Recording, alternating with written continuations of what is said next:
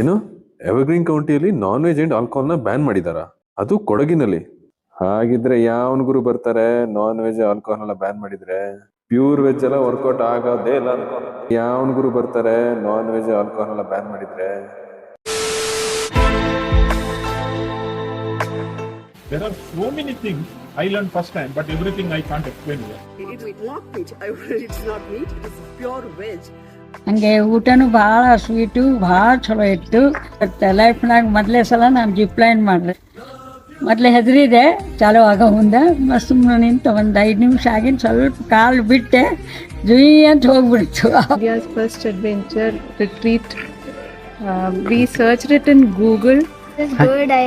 As a first time, it was a good experience.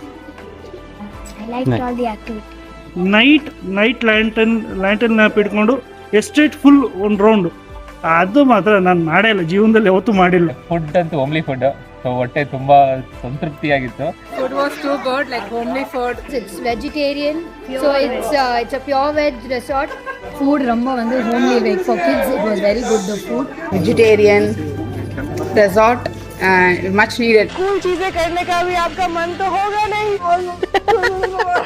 ಇದು ಇಂಡಿಯಾದ first adventurous retreat ಆಗಿದೆ. ಈ ಜಾಗ ಆಲ್ಕೋಹಾಲ್ ಮತ್ತು ಮಾಂಸಾಹಾರದಿಂದ ಮುಕ್ತವಾಗಿದೆ. I help people to learn from nature, from moving to 95% to 5%. ನನ್ನ ಪ್ರಕಾರ ಒಂದು ಇಂಟರ್ನ್ಯಾಷನಲ್ ಆಡಿಯನ್ಸ್ ಅನ್ನು ನೀವು ಕೇಟರ್ ಮಾಡಕ್ ಹೊರಟಿದ್ದೀರಿ. ಎಷ್ಟು ಅವರಿಗೆ ಒಂದು ಸೇಫ್ ಫೀಲ್ ಆಗ್ತಾ ಇದೆ ಅಂತ.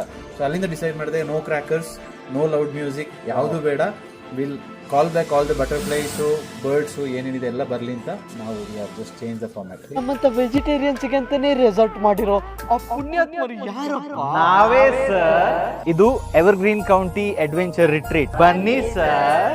India's first adventure retreat. Definitely I agree with this.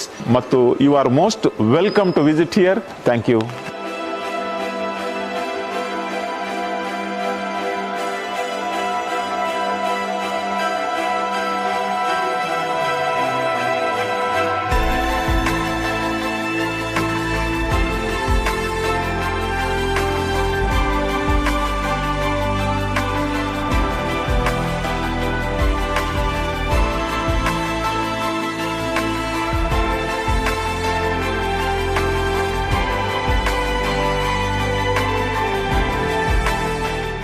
Translate, join Nature Puro Club.